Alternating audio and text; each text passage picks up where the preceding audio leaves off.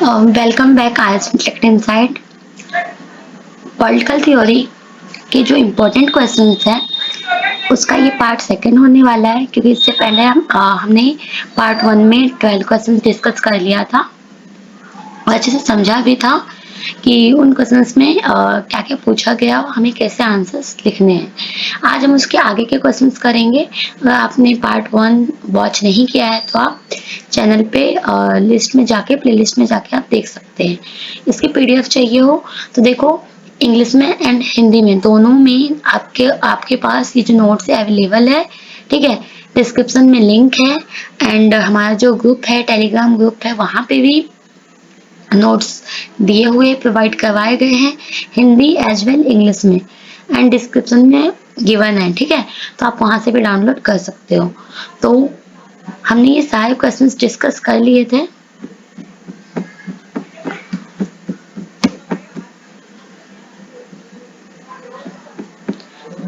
Last video हमने 12 question हमने किए थे। ठीक है, संप्रभुता की अवधारणा सॉवरेनिटी हमने पढ़ा था एंड आज हम पढ़ेंगे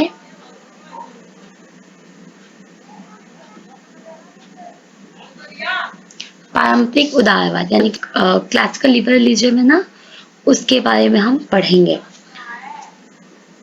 देखो, क्लासिकल लिबरलिज्म क्या होता है? जो एक राजनीतिक है, ठीक है, राजनीतिक और आर्थिक सिद्धांत है ये, जो कि 17 एंड 19 सेंचुरी में ये स्टार्ट हुई थी। इसका जो मुख्य जो विचारधारा है, जो आइडियोलॉजी है, वो ये है कि जो व्यक्तिगत स्वतंत्रता है, सीमित सरकार, निजी संपत्ति और मुक्त बाजार की अवधारणा पे ये क्या है, ये आधारित है। जो पारंपरिक उदारवाद है ये पश्चिमी लोकतंत्र के विकास में सहायक रहा है। इसने आधुनिक राजनीतिक प्रणालियों को गहराई से प्रभावित किया। देखो, इसके जो डेफिनेशन है अलग अलग लोगों के द्वारा अलग अलग डेफिनेशन दिए गए हैं। जैसे कि डेविड रिकॉर्ड है, उनके अनुसार क्या कहा गया है कि जो क्लासिकल लिबरलिज्म है ये राज्य के अत्यधिक हस्तक्षेप को क्या करता है, नकारता है और उसके व्यक्ति को उसकी आर्थिक एवं सामाजिक स्वतंत्रता प्रदान करने की वकालत करता है। वही एडम स्मिथ वो क्या कहते हैं कि राज्य को अर्थव्यवस्था में हस्तक्षेप नहीं करना चाहिए, क्योंकि अदृश्य हाथ जो इनविजिबल हैंड है वो स्वतः संतुलन बनाए रखता है। ठीक है, इसके अलावा इसके क्या क्या प्रिंसिपल्स है? तो पहला इसका है इंडिविजुअल लिबर्टी। इंडिविजुअल लिबर्टी है ये क्या कहता है? ये कहता है कि जो व्यक्ति है, जो प्रत्येक व्यक्ति को ना अपनी सोच, धर्म, कार्य करने की स्वतंत्रता होनी चाहिए, फ्रीडम होनी चाहिए। और जो गवर्नमेंट का ये दायित्व होना चाहिए कि नागरिक के जो अधिकार है उसकी रक्षा करे, ना कि उन पे कंट्रोल करे। राइट, फर्स्ट ये है। सेकंड क्या कहता है? लिमिटेड गवर्नमेंट मीन इसमें यह है कि सरकार केवल कानून व्यवस्था बनाए रखने तक ही सीमित होना चाहिए। मतलब राज्य का मुख्य जो काम होगा, मुख्य जो फंक्शंस होंगे वो होंगे कि न्याय, रक्षा और संपत्ति की सुरक्षा तक ही सीमित रहना चाहिए। थर्ड क्या है?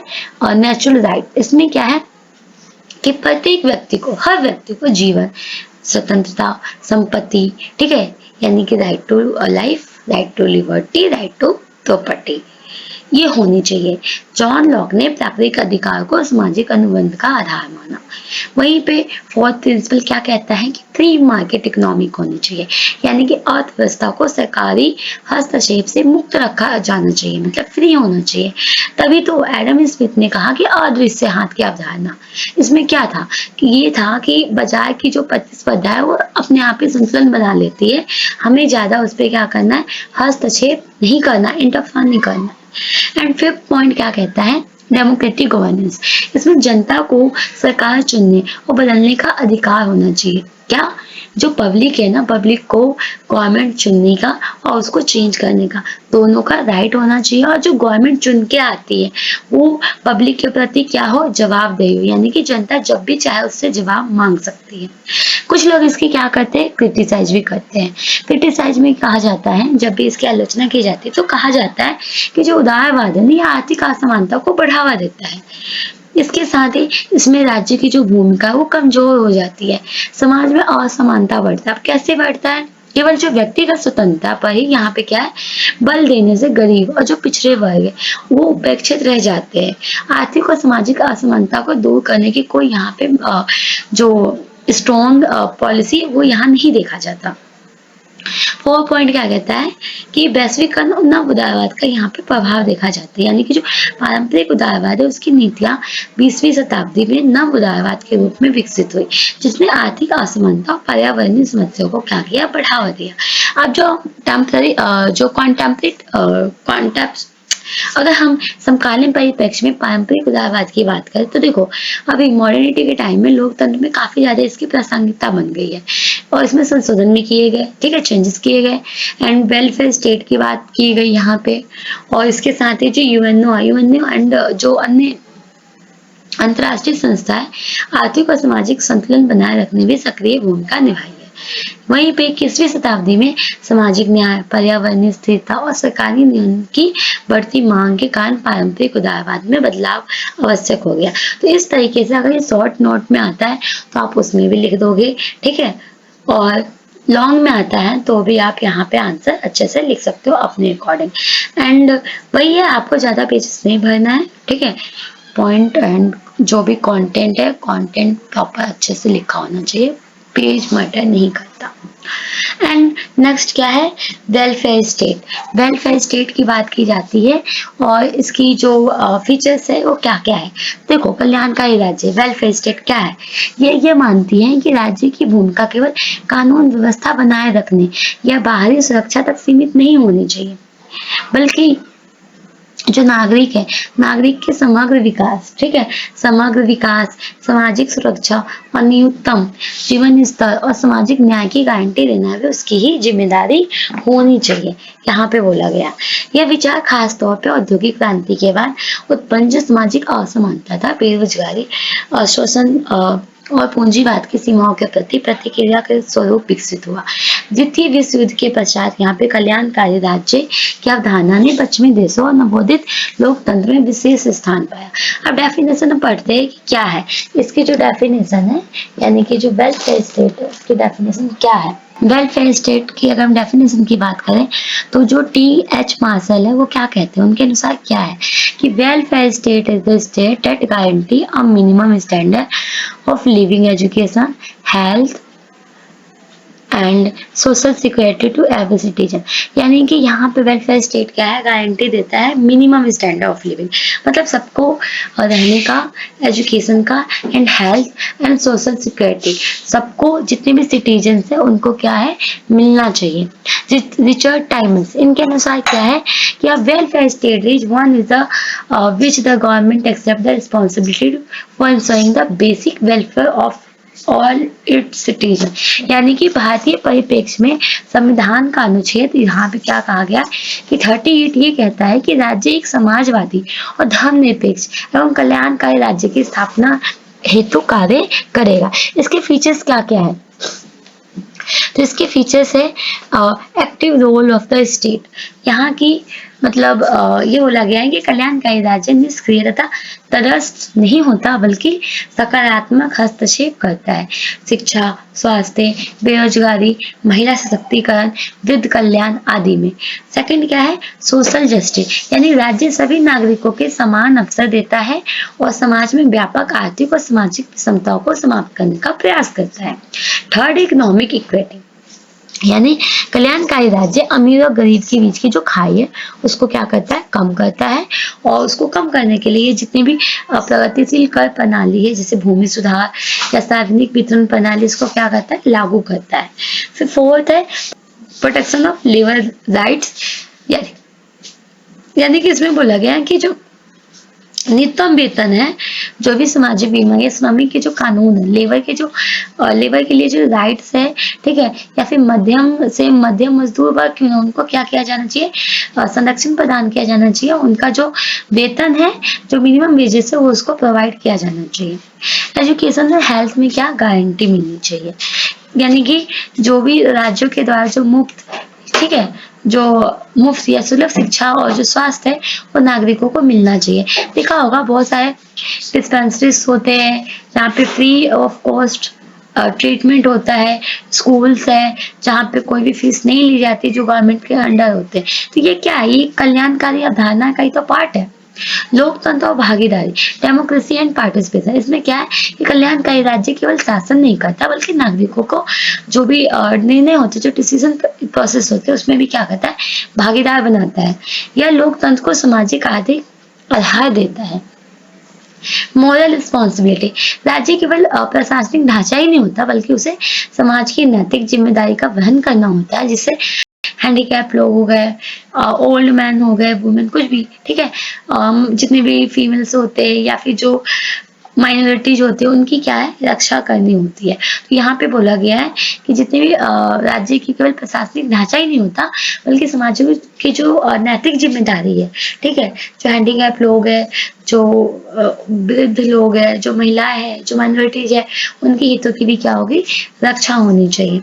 कल्याणकारी राज्य की आवश्यकता क्यों है, ठीक है, यहाँ पे बोला गया है, ठीक है ये सारी चीजें ठीक है, पर आप कल्याणकारी राज्य की हमें आवश्यकता क्यों है। तो देखो, पूंजीवाद की असफलता ने ये दिखाया कि स्वतंत्र बाजार सबकी भलाई नहीं कर सकता, पर जिसके पास पैसा है वो जाएगा प्राइवेट में, जो जो बहुत सारा रिच है, ठीक है, जिसके पास बहुत पैसा है वो जाएगा प्राइवेट स्कूल में, प्राइवेट हॉस्पिटल में, बट जो पुअर है, ठीक है, जो मिडिल क्लास है वो क्या करेंगे, वो कहाँ जाएंगे।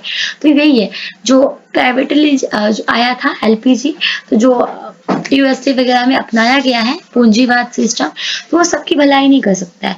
वहीं पे अगर हम समाजवाद की बात करें तो समाजवाद की क्रांति आई थी, ठीक है, और समाजवाद की क्रांतिकारी प्रवृत्ति को रोकने के लिए जो सुधारवादी विकल्प की आवश्यकता थी, लोकतंत्र को टिकाऊ बनाने के लिए और जनता के जीवन स्तर को सुधारने के लिए कल्याणकारी राज्य की तो आवश्यकता होती ही है। वैश्वीकरण की चुनौतियों में भी राज्य की भूमिका सीमित नहीं हो सकती, ठीक है। इसके अलावा भारत और कल्याणकारी राज्य को हम कनेक्ट करके देखें तो भारत का संविधान जो है वो एक कल्याणकारी राज्य के नींव पे आधारित है। अगर हम भाग 4 की बात करें तो देखो डीपीएसपी क्या कल्याणकारी राज्य की बात करता है। जैसे उदाहरण हम देखें तो मनरेगा जो रोजगार गारंटी प्रोवाइड करने की बात करता है, Ayushman Bharat, mid day meal योजना, ये क्या है, सब कल्याणकारी का ही पार्ट है ना। आरटीआई यानी राइट टू एजुकेशन, धन जन धन, उज्जवल किसान सम्मान निधि योजना, ये सारे क्या है, कल्याणकारी वेलफेयर स्टेट की ही अवधारणा के ही पार्ट है, उसी के उदाहरण है ये। तो इस तरीके से क्या हो जाएगा, जो हमारा वेलफेयर स्टेट है वो वाले क्वेश्चन भी कंप्लीट हो जाएंगे। क्वेश्चन नंबर 15 क्या कहता है कि compare the liberal and Marxist concept of state, यानी राज्य की जो उदारवादी और मार्क्सवादी जो भी कॉन्सेप्ट है उनके बीच में तुलना कीजिए। देखो सबसे पहले आप यहाँ पे समझो कि जो लिबरलिज्म है, ठीक है, यानी कि लिबरल उदारवादी वो क्या होता है। तो राज्य की अवधारणा राजनीतिक विज्ञान के सबसे पुरानी और एक प्रमुख विषय वस्तु रही है। दो अलग अलग है भूमिका है यहाँ पे, ठीक है, एक तो लिबरल है, एक मार्क्सवादी है, वही मार्क्सिस्ट। ये दोनों दृष्टिकोण है, अप्रोच है, ठीक है, और ये दोनों ही एक दूसरे के अपोजिट है। देखो जहां उदारवाद है, उदारवाद किसकी बात करता है, राज्य को व्यक्तिगत अधिकार और स्वतंत्रता के संरक्षक के रूप में देखता है। वही मार्क्सवाद क्या देखता है, राज्य को वर्ग संघर्ष, उत्पाद, पूंजीवाद, शोषण का उपकरण मानता है। देखो जो लिबरल है, ठीक है, ये क्या मानता है, राज्य को व्यक्तिगत अधिकार और स्वतंत्रता के संरक्षक के रूप में देखता है। वही जो मार्क्सवाद है वो क्या देखता है कि राज्य को वर्ग संघर्ष के उत्पाद और पूंजीवाद का शोषण का उपकरण मानता है, ठीक है। तो यहाँ हम पढ़ते हैं उदारवादी जो है, उदारवादी राज्य की अवधारणा क्या है। तो पहला सैद्धांतिक आधार पे हम देखें तो उदारवादी सिद्धांत सामाजिक अनुबंध, व्यक्तिवाद और निजी संपत्ति पर आधारित है। यह क्या मानता है कि राज्य का गठन जो हुआ है लोगों ने अपनी सुरक्षा, संपत्ति और स्वतंत्रता की सुरक्षा के लिए किया है। इसकी विशेषता की अगर हम बात करें तो न्यूनतम हस्तक्षेप, न्यूनतम राज्य की अवधारणा, ठीक है, मिनिमल स्टेट की अवधारणा है जो केवल कानून व्यवस्था तथा नागरिक अधिकारों की रक्षा करता है। सेकंड, निजी संपत्ति की रक्षा, यानी राज्य को संपत्ति की वैधता का संरक्षक माना गया है जॉन लॉक के द्वारा। नैतिक तटस्थता, इसमें क्या है, राज्य को तटस्थ संस्था माना जाता है कि मतलब ये स्टेबल है, जो सभी वर्गों के लिए क्या है, समान रूप से कार्य करते हैं। इसमें जो मेन थिंकर्स है वो कौन है, थॉमस हॉब्स। थॉमस हॉब्स जो राज्य को एक लेवियाथन के रूप में देखा और अराजकता से बचाता है, इनके अनुसार है। जॉन जॉन लॉक राज्य प्राकृतिक अधिकारों की रक्षा हेतु अनुबंध का परिणाम है। जे.एस. मिल्क के अनुसार क्या है, राज्य को स्वतंत्रता का साधन और सामाजिक सुधार को यंत्र के रूप में देखा। वही मार्क्सवादी अवधारणा की हम बात करें सिद्धांतिक आधार पे, तो मार्क्सवादी सिद्धांत ऐतिहासिक भौतिकवाद और वर्ग संघर्ष के आधार पर राज्यों को समझाता है, ठीक है, समझता है। राज्य के अस्तित्व उत्पादन के साधनों पर नियंत्रण रखने वाले शासक वर्ग के हितों की रक्षा के लिए। इसकी विशेषता क्या है कि वर्गीय चरित्र, यानी कि राज्य पूंजीपति वर्गों के प्रभुत्व का साधन है। शोषण का यंत्र, यानी राज्य अधीन वर्ग के उत्पीड़न को वैधता प्रदान करता है। अस्थायी शासन, यानी यहाँ बोला गया है वर्गहीन समाज की स्थापना के पश्चात राज्य स्वयं समाप्त हो जाएगा। इसमें जो विचारक है जैसे उसमें थे वैसे इसमें भी कार्ल मार्क्स है।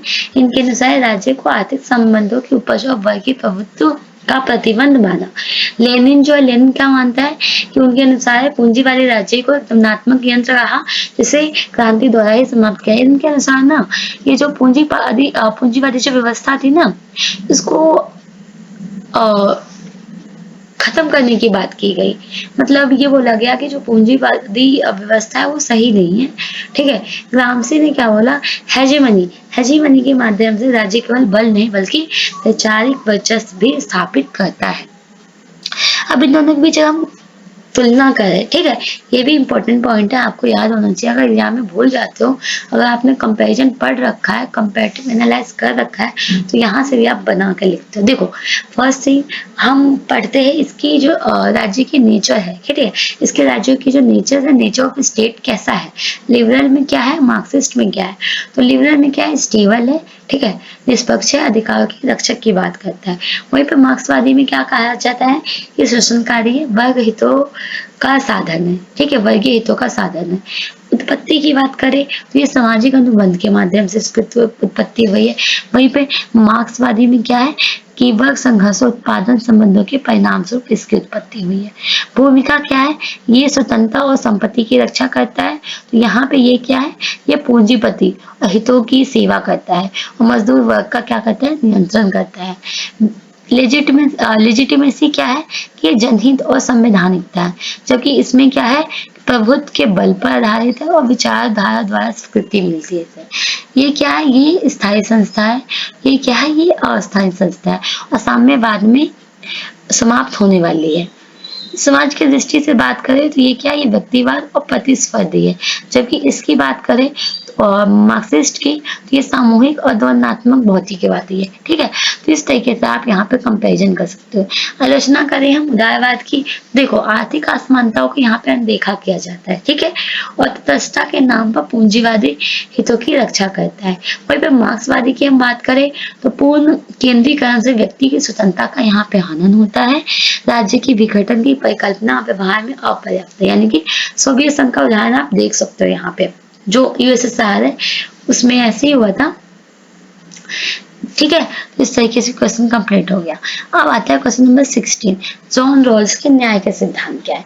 जॉन रॉल्स के न्याय के सिद्धांत, इससे पहले हमने इसकी जो थे जॉन रॉल्स के जो उपयोक्तावाद जो सिद्धांत थे, जॉन रॉल ने कैसे उसको क्रिटिसाइज किया था वो हमने पढ़ा था।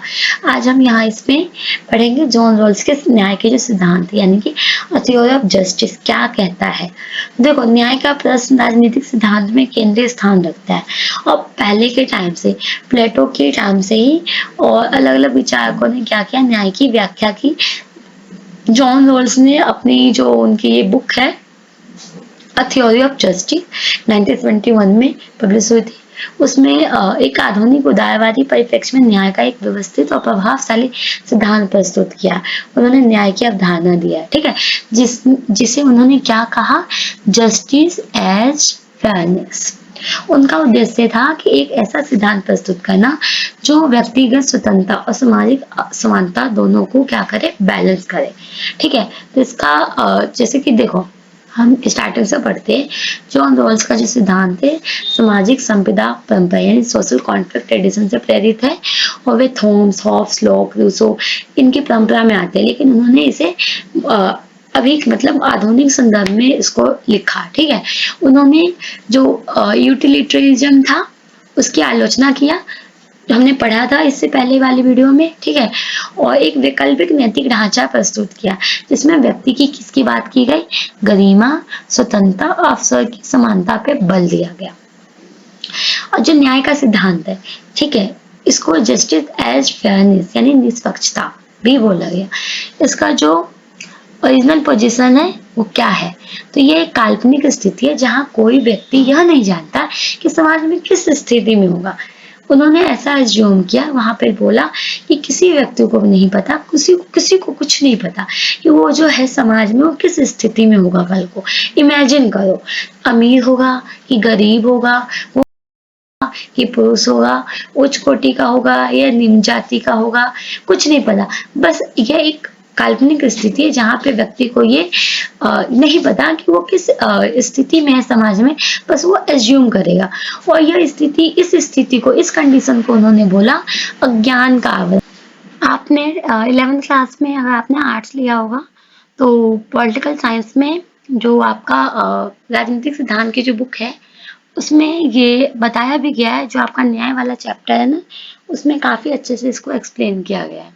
तो वही चीज यहाँ पे भी है कि अज्ञान का आवरण कहा गया है। ये जो स्थिति है इसको क्या बोला गया है, वेल ऑफ इग्नोरेंस। तो इसको क्या बोला गया, अज्ञान का आवरण यानी वेल ऑफ इग्नोरेंस। इसके अंतर्गत यह आती है कि जहाँ व्यक्ति केवल तर्क और नैतिकता के आधार पर ही न्याय संगत सिद्धांतों का क्या करता है, चुनाव करता है।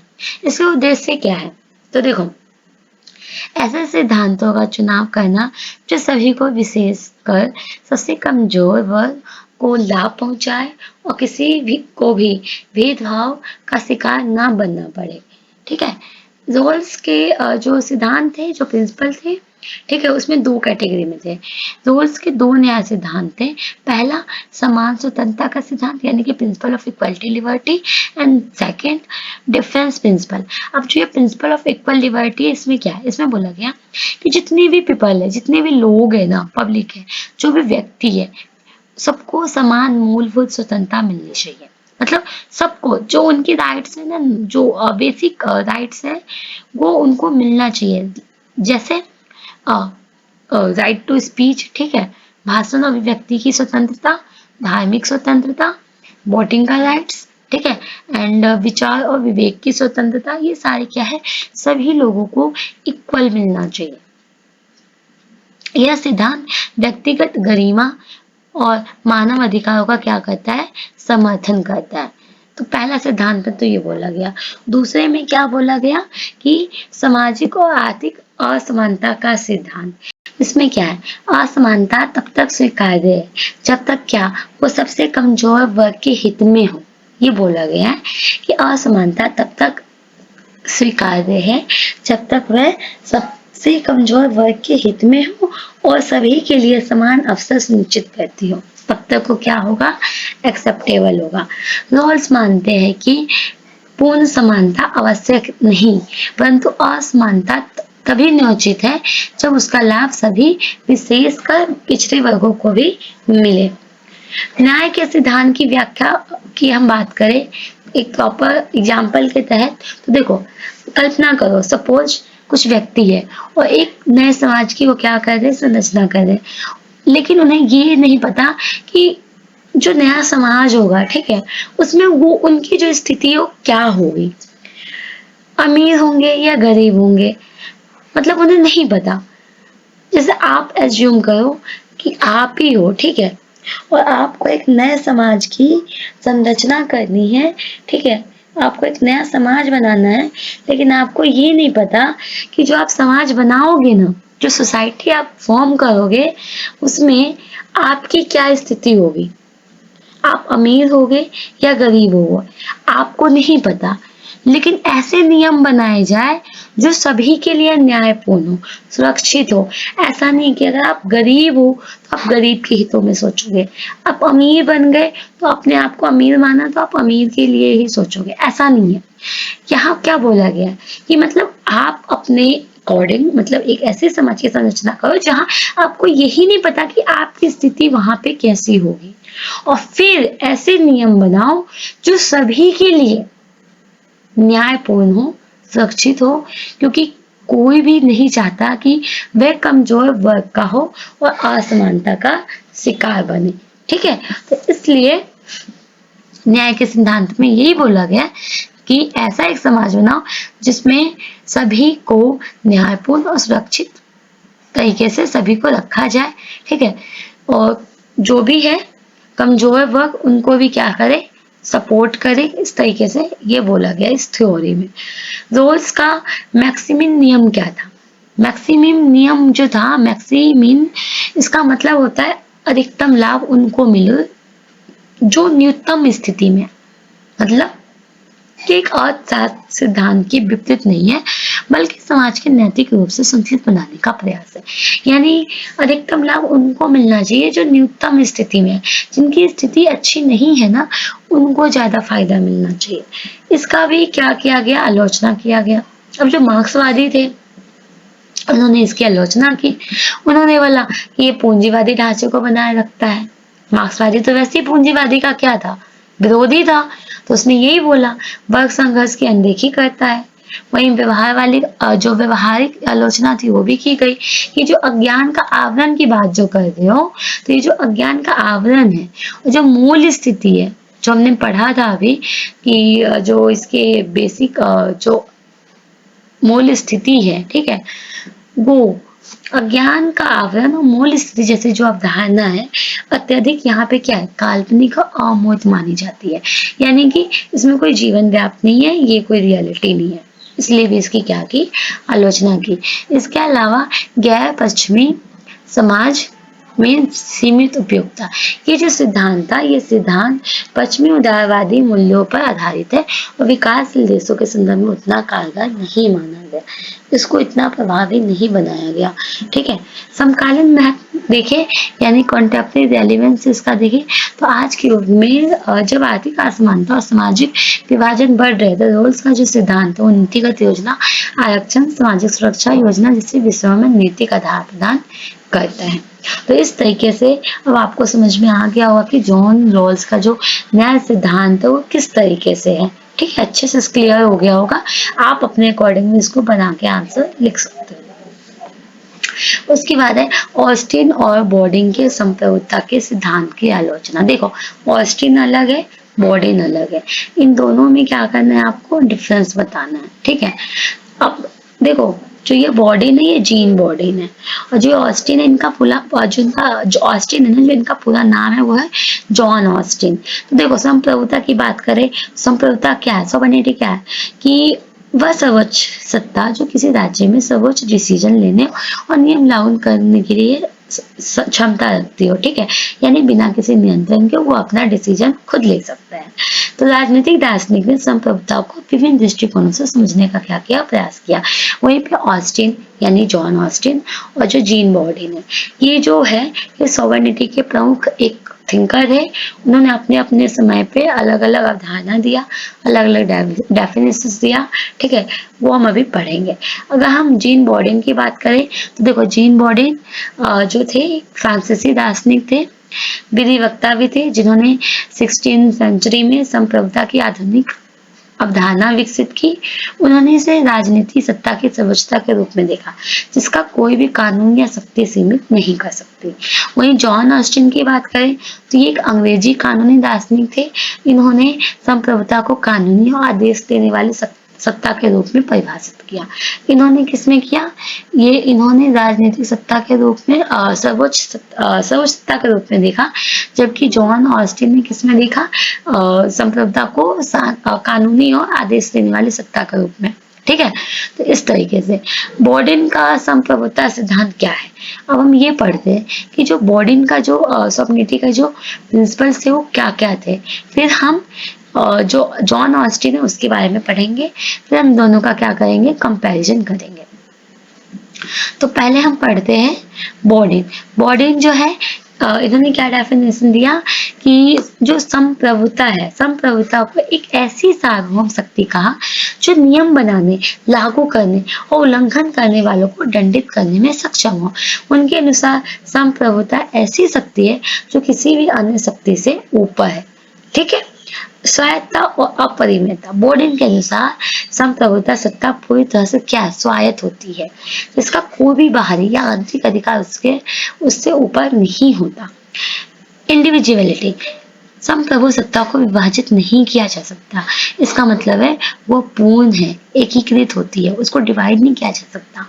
नियम और कानून, संप्रभु सत्ता नियम बनाती है लेकिन वह स्वयं कानून से बंधी नहीं होती। सार्वभौमिकता, जो संप्रभु सत्ता का अधिकार है उस क्षेत्र और जनता दोनों पे क्या होता है? सर्वोच्च होता है। तो ये इसके पॉइंट्स निकल के आ गए सामने। ठीक है, यहीं पे ऑस्टिन, जो जॉन ऑस्टिन है, उसका क्या है? तो देखो परिभाषा इन्होंने क्या दिया कि ऑस्टिन ने ऐसा व्यक्ति या संस्था का नियम देने वाला आदेश कहा जो बिना किसी उत्तरदायी हुए आदेश जारी कर सके। पहला, कानूनी आदेश पे ये क्या होते हैं? केंद्रित होते हैं। ठीक है, यानी संप्रभु वह है जो नियम बनाता है, जिसे कोई आदेश देने वाला अधीन नहीं है। सत्ता का स्रोत देखा जाए तो ऑस्टिन ने संप्रभुता को कानूनी आदेश की पालन की क्षमता से जोड़ा। संप्रभु केवल जो संप्रभुता है वो केवल व्यक्ति का संस्था ही रख सकती है जिसके आदेशों का पालन करना कंपलसरी है। जो संप्रभुता है, संप्रभुता का व्यक्तिवाद, ऑस्टिन ने संप्रभुता को व्यक्ति विशेष के हाथ में माना जो शासन करते हैं। कानूनी विश्लेषण के तौर पर देखा गया कि इसे वास्तविक सत्ता के रूप में माना, न कि केवल दार्शनिक और नैतिक विचार के रूप में। ठीक है, हम इनकी कंपैरिजन करें तो देखो, संकल्पना की बात करें तो बोर्डेन क्या है? ये सर्वोच्च अविभाज्य सत्ता है। इसके अनुसार जो सोवर्निटी क्या है? सर्वोच्च अविभाज्यता है, मतलब कि ये जो है ये डिवाइड नहीं हो सकता, पूर्ण है। ऑस्टिन क्या कहता है कि जो संप्रभुता है कानूनी आदेश जारी करने वाली सत्ता है। स्वभाव देखें तो जो बोर्डेन है, बोर्डेन के अनुसार इसका जो स्वभाव है राजनीतिक और नैतिक सत्ता है, जबकि ऑस्टिन के अनुसार क्या है? कानूनी और आदेशात्मक है। सत्ता का स्वरूप कैसा है बोर्डेन के अनुसार? तो यहाँ सत्ता सार्वभौमिक और स्थायी और अपरिमेय है, जबकि ऑस्टिन क्या कहते हैं कि सत्ता आदेश जारी करने वाला एक व्यक्ति संस्था है।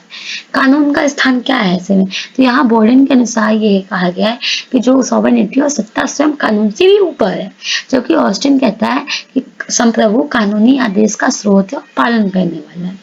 अपरिमेयता की बात करें तो बोर्डेन के अनुसार संप्रभुता को विभाजित नहीं किया जा सकता, मतलब वो पूर्ण एकीकृत है, जबकि ऑस्टिन क्या कहते हैं कि संप्रभुता व्यक्ति या संस्था के पास केंद्रित होता है।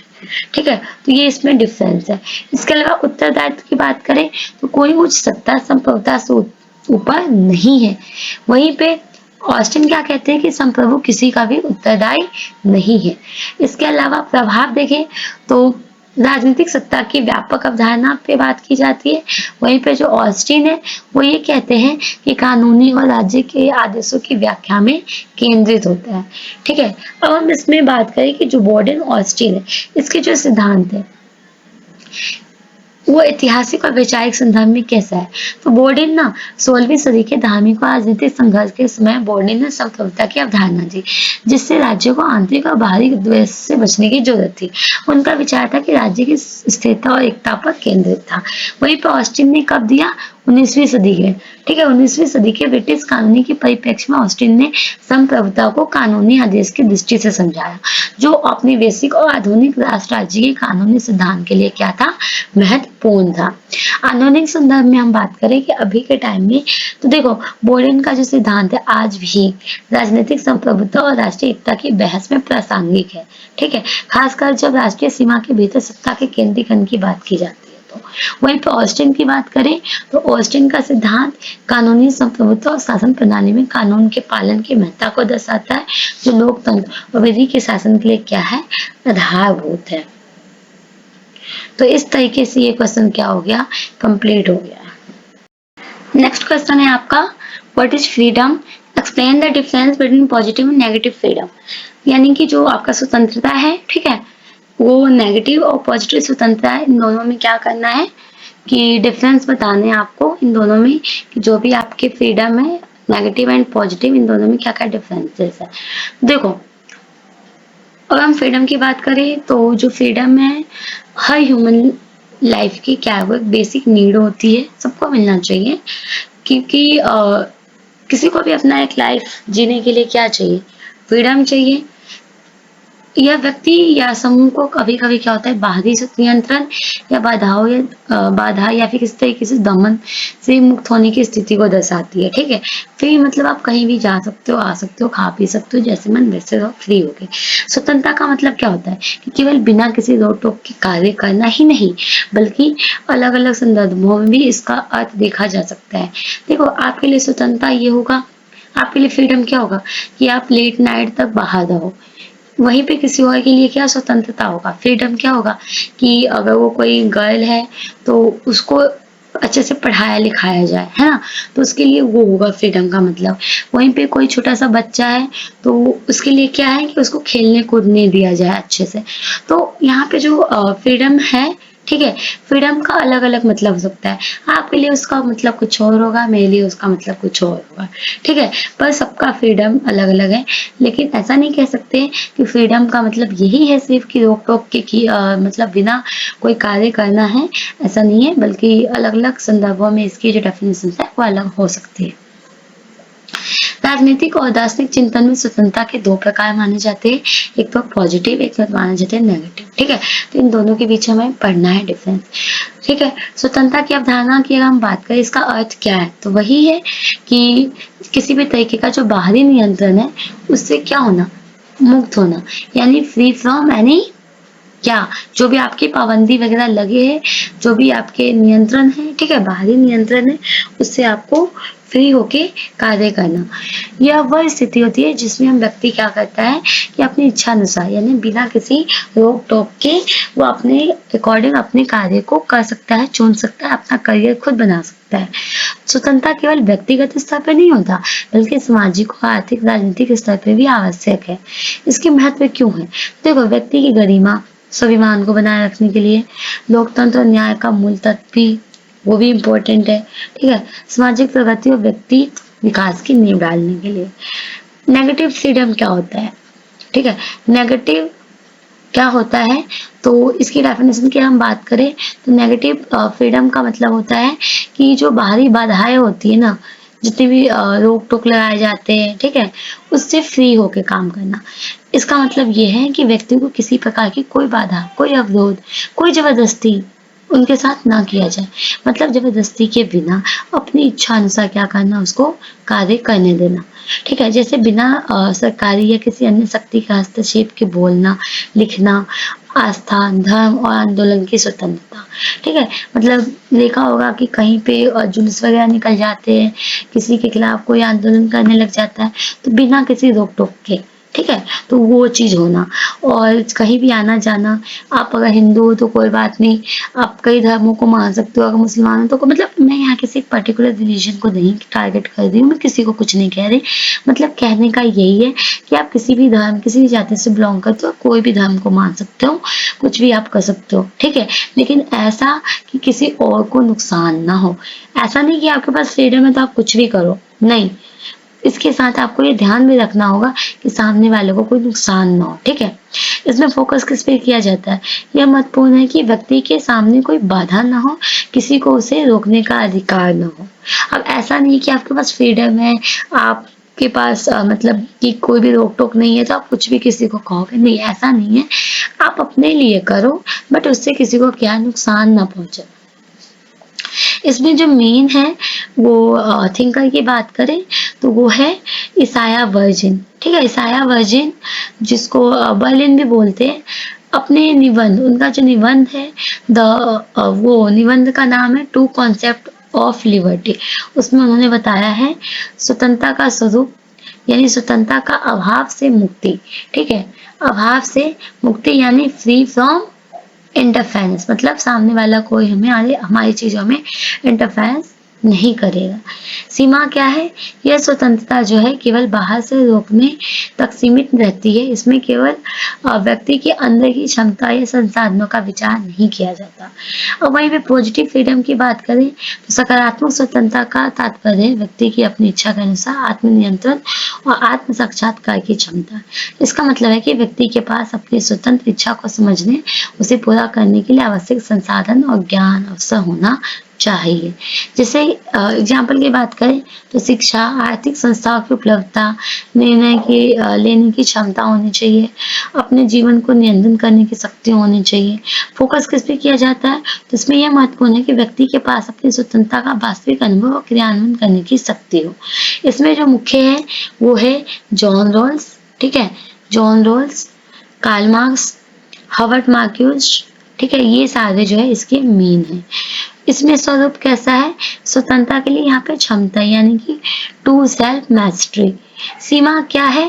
कभी कभी अधिक सरकारी हस्तक्षेप और नियंत्रण की ओर ले जा सकता है, जिससे व्यक्तिगत स्वतंत्रता जो है वो प्रभावित हो सकती है। तो ये इसकी क्या है? पॉजिटिव स्वतंत्रता की बात यहाँ पे हो रही है।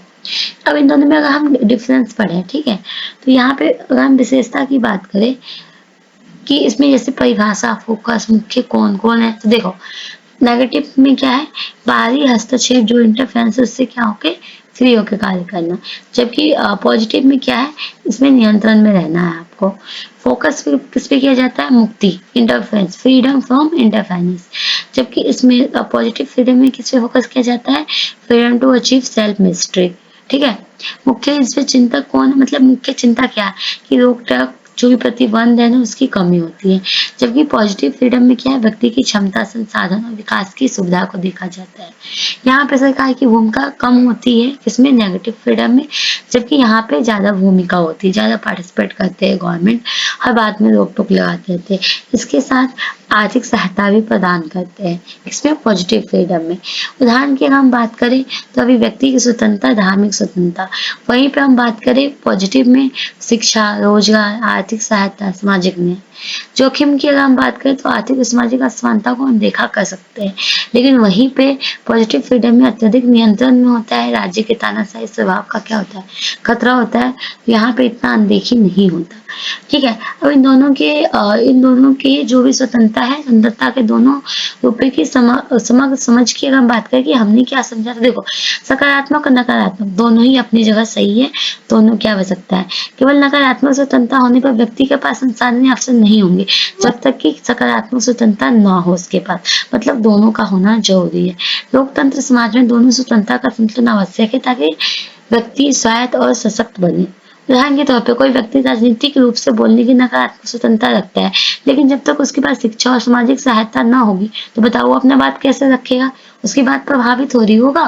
तो इसलिए दोनों ही स्वतंत्रता क्या है? जरूरी है। तो ये थे आपके इम्पोर्टेंट क्वेश्चंस, ठीक है। हमने कर लिए अभी तक 18 क्वेश्चंस को सॉल्व, और मिलते इसके तो ये आपकी 18 क्वेश्चंस तक सॉल्व हो गए हैं, और मिलते हैं नेक्स्ट पार्ट में इसके और क्वेश्चंस के साथ, ठीक है। उसको भी अच्छे से समझते हैं। वीडियो अगर अच्छी लगी हो तो लाइक कर दो, एंड अपने दोस्तों के साथ शेयर करो। चैनल पर न्यू हो तो चैनल को सब्सक्राइब कर दो, ताकि जो भी लेटेस्ट अपडेट है, जो भी वीडियो अपलोड होंगे वो आप तक सबसे पहले पहुंच जाए। Thank you.